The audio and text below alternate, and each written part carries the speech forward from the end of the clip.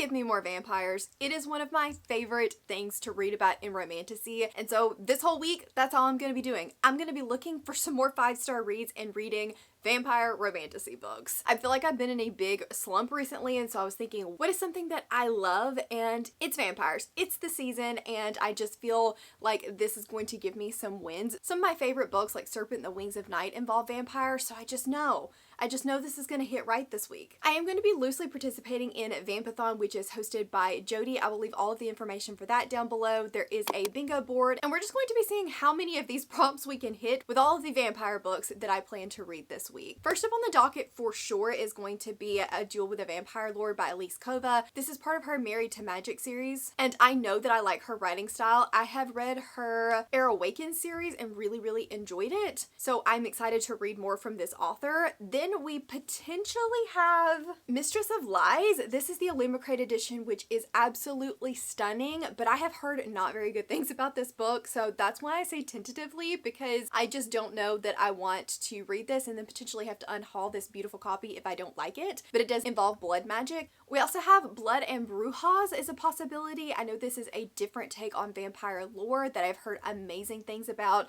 I believe it is an enemies to lovers romantasy, so I definitely want to try to get to that one. I could continue on in the Blood Mercy series by Bella Roth. This is the third book / part 1 of the third book in that series. I have heard that this is where it really starts to slump for a lot of people, so I'm nervous to pick this up, but at some point I really do need to continue on in this series. Last but not least on my tentative radar of things I could read this week is The Stars Are Dying. I also have not heard very good things about this book either. I had already bought it by the time a lot of the reviews of people that I trust were coming in saying that this was not their favorite, but I still have to read things and formulate my own opinions about them, and this book is also stunning, so maybe I will get to this one this week. I don't really know a whole lot about it, and I feel like the synopsis is a little bit confusing, so we'll cross that bridge when we start reading this one. So that is my list, my pile of possibilities for this week. All I know for sure is we're going to be reading about some bloodsuckers. It hasn't been long, but I'm back because I have started A Duel with a Vampire Lord, and I want to give you guys some initial first impressions. First off, I really do love the way Elise Kova writes. It's so easy to sink into her stories and be in the middle of things and be in it from the first page. We're following a girl who is the daughter of the Forge Master, and the Forge Masters are actually female in this world, which I think is really cool, and they are responsible for making the weapons that help kill vampires. If a vampire is touched by silver, then they immediately die, and they're coming every full moon and wiping out the villages. She knows that one day she is going to be arranged off and married to someone that's going to strengthen the village, and she doesn't really want any part of that. But first they have to get through the blood moon, which comes once every 500 years and is the only time that they can kill the vampire lord. Lore says that if you kill the vampire lord, every vampire under him just becomes mindless with no direction, and it makes the rest of them easy to kill off as well, so he is a prime target. Our main character just wants to keep her family alive. Her brother is going to go off. He is a hunter. He's going to try to kill the vampire lord, and in order to save her brother, she gets taken by the vampire lord and is now at his mercy. I'm really enjoying this so far. I think that it is a lot of fun. I think that it is exactly what I needed right now. The beginning has been very fast-paced. She writes a really good action scene, which I don't really think I realized in the Air Awakens series, but I really enjoyed that kind of battle scene. I thought it was well done. We've had some pretty good banter in here so far, which you know is my favorite thing in the whole wide world, and I feel like we're gonna get some good found family vibes as well, so I'm just here. I am living for the vibes that we're getting at the moment. Only complaint that I have is I started with the audiobook, and the only one that I can find is the dramatized version. I know a lot of people love those, but they're not my favorite for a couple of reasons. One, I just don't love the background music. I think if it were just the sound effects, I wouldn't mind it as much, but the background music is really distracting for me, especially when it doesn't seem to match the vibe of the scene that I've created in my head. It's just distracting.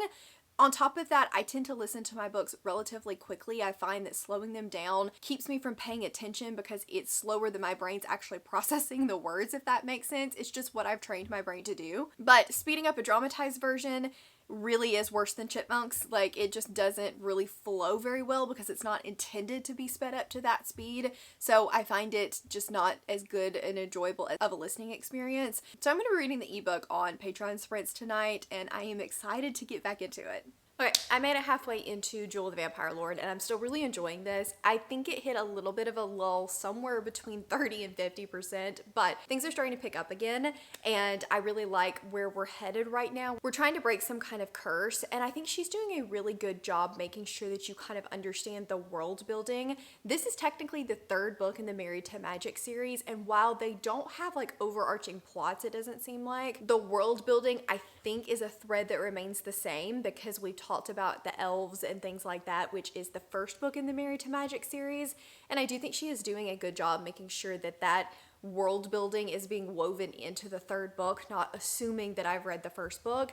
And I find that that a lot of times is a problem in companion novels, is the authors think, well, they've read it, and no, I haven't, because you marketed it as a standalone within the same world. But I think she's doing a really good job with that. So if you're worried about being able to jump in later in the series, don't be, because she's got it covered. I am still really enjoying the dynamic between our two characters. Things are starting to progress into a little less enemies, a little more how do I feel about you nature, which I appreciate. Things are not moving between them too slow, but I think that the tension is really good and we're not moving too fast either, which is again a really hard thing to do. So I'm having a great time with this so far. I just finished Jewel the Vampire Lord and really enjoyed this. Thank you so much to Cassidy and Nat for bringing this to my attention because it was a lot of fun. I think I'm going to end up giving it a 4-star. I enjoyed the romance and the banter and how that developed. I thought that it was a slow burn while also not feeling super slow, which is very hard to do. I think that it had some amazing found family vibes to it as well, even though we had the brother and the true family. I really liked the way that her relationship with the rest of the vampires and kind of that court developed. It was sweet, it was fun, and I really enjoyed that part to it as well. My only complaint, and the main reason I think it's going to get a 4-star instead of a 5-star, is it just felt a little bit too long to me. I felt like we were kind of dragging throughout the middle part and some of the conclusions to things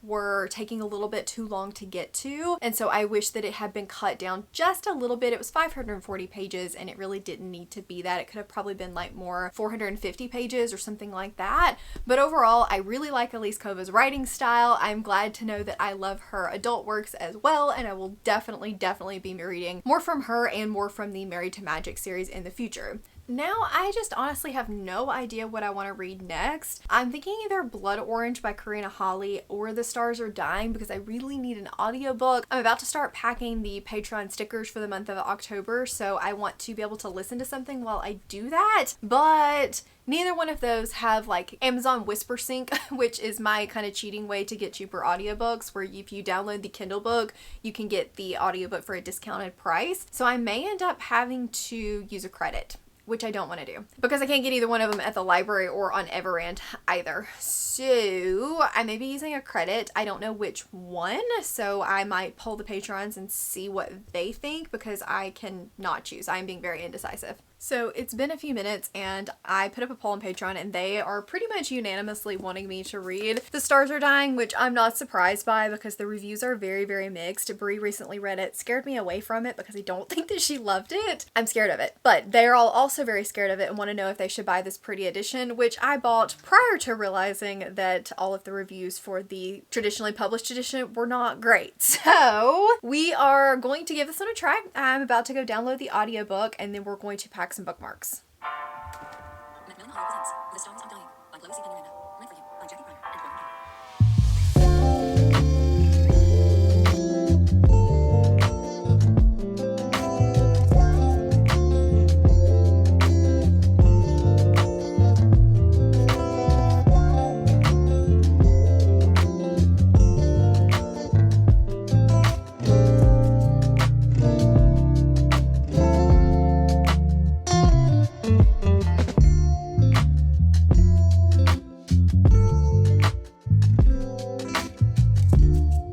So I just got to about 10% of The Stars Are Dying and I'm not having a good time, which I'm not really surprised by, but also I'm sad. So from what I can tell, this is about Estrella and she is trapped. She doesn't know where she came from and she is at the protection of a man named Hector, but he basically owns her body soul and I don't really know anything else other than that. And then there's been some like vampire stuff and you apparently have 3 different kinds of vampires. Ones that eat souls, ones that eat blood, and then ones that are called the Nightwalkers, and I don't know what the heck they're supposed to eat. And then she has a friend that has been selected and is going to go off to this trials in a kingdom in order to try to keep the vampires at bay for their lands.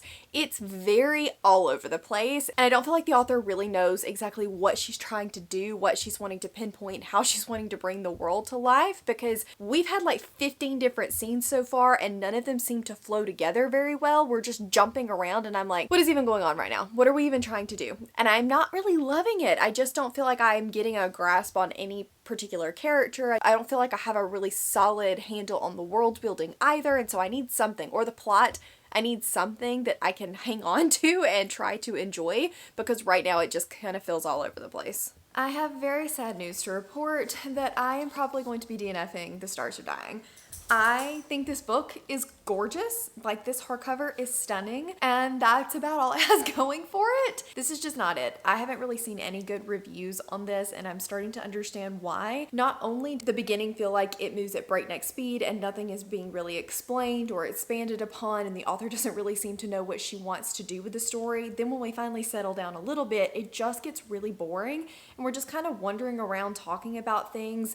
It's heavily focused on domestic abuse, which I can respect, but to the point of just not really having anything else going on and being very slow and repetitive. So I just don't think, I'm 25% of the way in, and I don't think that I want to continue in this, which is really sad because I have the audiobook of it as well from Audible and this stunning, stunning edition. So am I going to keep this? I have yet to decide, but this is just a really big disappointment. I went into it with tempered expectations because I had not heard anything really positive about it, but I was still hopeful that I was going to enjoy it. I was like, okay, I have liked things people didn't like before. Maybe this is going to be my book. But unfortunately, the people were correct. So we're going to be putting this one down, and I have no idea what I'm going to be reading next. I have not been really feeling anything reading wise. I don't know if it's me or if it's the books that I'm picking up. It's probably a little bit of both, if we're being completely honest. Since we've now read a couple of books, I did want to check in and see how I was doing with Vampathon so far. So we're going to pull up the bingo board and see just kind of what I've hit. I don't know that I'm going to hit any like bingos, but we're going to try. I think my best bet is going to be the bottom bingo if I'm remembering correctly. So I believe that Jewel the Vampire Lord is going to hit a book you can sink your teeth into. We're going to consider it a spooky cover because there is a vampire on the cover. A book with a vampire main character. Blood uses magic for sure. And I think that is all that one's going to cover. And then looking at The Stars Are Dying, even though I DNF'd it, we're still going to see exactly what prompts it will hit. And I don't know that it's going to hit any that the Jewel of the Vampire Lord did not hit. It's not a movie. It's not a horror book. I did read part of this book in the dark, so we're going to count that. A lot of what I did read of it was in the dark. Not all of it, but enough of it. We're going to count it. We're going to love a good stretch.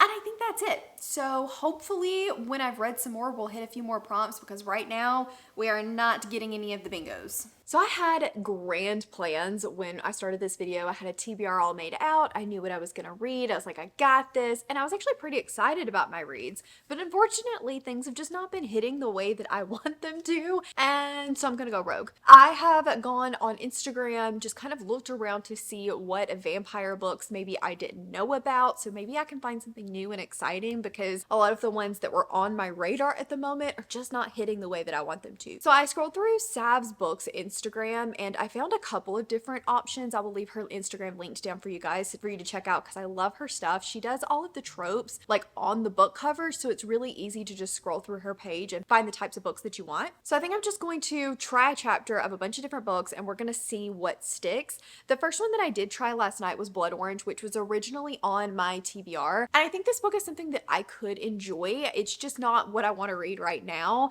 The first chapter was historical, which I was not expecting. Then we move into a little bit more of the present day, but I was talking to Claire about it and she kind of had a little look about it being more historical than I thought. So I'm thinking that plot thread is going to continue through, and it's very Dracula coded, which is great, but just not really what I want to read right now. I may end up going back to it because I'm definitely still interested in it. I'm just not sure if I want to read it at the moment.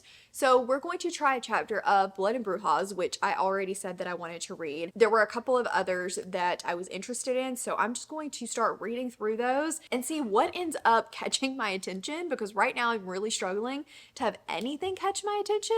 So hopefully one of these does the trick. Whatever I decide to read, I will let you guys know, but I am on the struggle bus. So I read a couple of first chapters, and what I ended up going with was Bound and Barbed by Samantha Good. This one just was the one that I liked the first chapter of the most, but I also felt like the synopsis drew me in the most, so I decided to continue reading it. And I'm only about 10% of the way in so far, so I don't have a ton of thoughts. This one is about Evangeline, and she and her father are traveling, and he is killed, and she has to continue to travel on alone, and she seeks refuge from her uncle Elijah, and we know that he is pretty much wanting her married off so that he can get her out of the house and not have to be responsible for her anymore. And then we've got another point of view, Maddox, who is a Kova, which is a type of vampire that does not kill or forcibly take blood in order to survive. And then we also have, I believe they're the Vasi, which are the ruthless vampires that like to kill and maim in order to get their blood. And that's really all I know about it so far. The world building has been pretty interesting. The plot so far has been pretty basic, and the two characters have not met yet, so I'm curious to see what their interactions are like. It is a little bit repetitive. I'm finding the same things kind of being said over and over again, the same themes being mentioned time and time again. This does have triggers for grief and the loss of a parent, which is the main focus of Evangeline right now, is how she's kind of emotionally dealing with all of that and getting through everything. There is going to be a ball pretty soon, so I'm hoping that is where our characters will meet, and we'll get a little bit more information on the two of them together. But I am liking this so far. I won't say that I'm just completely obsessed with it, but I've managed to stick with it for more than 2 chapters, which for me right now is a very good sign. So am I going to DNF another book? I think that I may.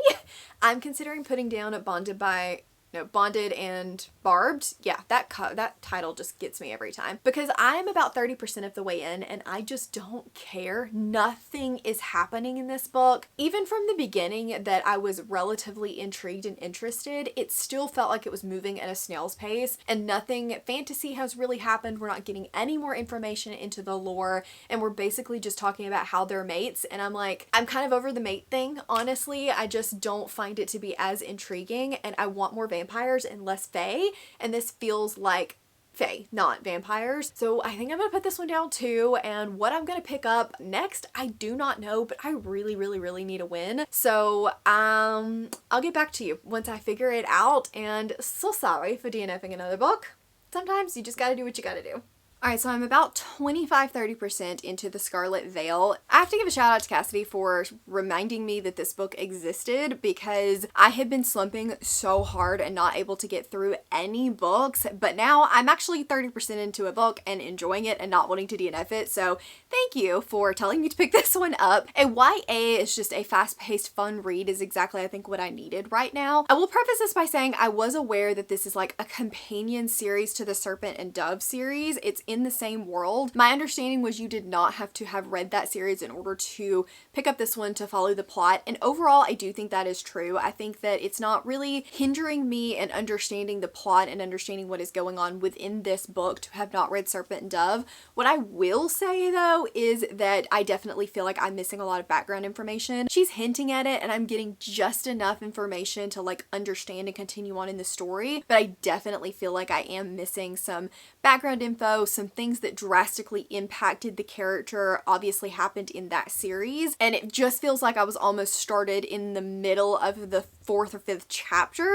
So it's not a huge deal. It's not going to impact my ability to understand the story, but I do think it impacted a little bit of like character motivations and kind of who people are and their already established relationships, which would have been nice to have going in, and it will slightly spoil the ending of that one, although it didn't bother me at all. But hearing about some of those events made me more excited to pick up that series potentially in the future. So this one's following a character from that series that, from my impression, had like, she was a side character that was semi-important but not like the most important, and she has decided to leave her life behind after losing her sister and become a huntswoman, but she's engaged to the captain and he doesn't want her doing anything dangerous or even sparring with the other people because he doesn't want her getting hurt, and she's like, look, I need to be treated just like everybody else, why won't you include me. There are people that are starting to turn up dead with all of their blood drained from their body. When she walks upon a victim, he doesn't want to let her in on it, so she decides she's going to do what she needs to do and try to investigate it herself when she is kidnapped and taken to a isle where all sorts of creatures live. So I am having a good time with it so far. I'm excited to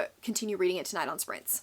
First off, I got a new Kindle. I got the new Kindle Paperwhite, and I got it in the raspberry color, which I don't think it's going to focus on. There we go. And it is this gorgeous, like, hot pink color. It looks more red on camera, but it is significantly more pink in person. And I am loving it. It is so much faster than my old Kindle so far. It does not seem to have the yellowing the Color Soft had, and I am just loving it. Catch me reading everything on my Kindle for the foreseeable future because I'm obsessed with this thing. So I have been reading more of the Scarlet Veil, and I'm about halfway in so far and still enjoying it a lot. My biggest complaint, I think, is the plot feels a little bit jumbled. Like, I know what's going on, but I feel like all of the motivations and our end goal seems a little bit murky right now. We're doing a lot of things and having a lot of scenes, but I need them to blend together and show me where we're headed a little bit better than they currently are. But the kind of potentially maybe relationship, their dynamic, I really like. He is a jerk, but it works for me and I'm having a good time with it. And I do like her. She's a little more meek than I typically prefer my female leads to be, but I think she's having good growth so far. You can see her start to come into her own and really have to do things for herself now that she's out of the situation that she was in before. This does have some really good side characters and not found family vibes because they don't really love each other, but there's some really good dynamics between the side characters, and we have a talking cat, which is always a plus. So far this is going really, really well, and I'm hoping, there's no way I'm finishing it tonight, but I'm hoping I can finish it by tomorrow. So really quickly, before I close out this vlog and give you my final thoughts on the Scarlet Veil, I did want to touch base and see if I was able to hit anything else for Vampathon. Unfortunately, I don't think Bound and Barbed is really going to hit any of the prompts that we haven't hit already. The Scarlet Veil could hit a few. I still can't believe that none of these had bats or blood on the cover. Like, what? It's a vampire book. But it will count as a book with witches. It's brief, but they're there. I think we could probably consider this a mystery. It's not a mystery book or a thriller book, but we're going to stretch it because I wasn't reading any of those in this vlog, because there is a mystery element throughout the whole book. Like, we're trying to figure out who a killer is.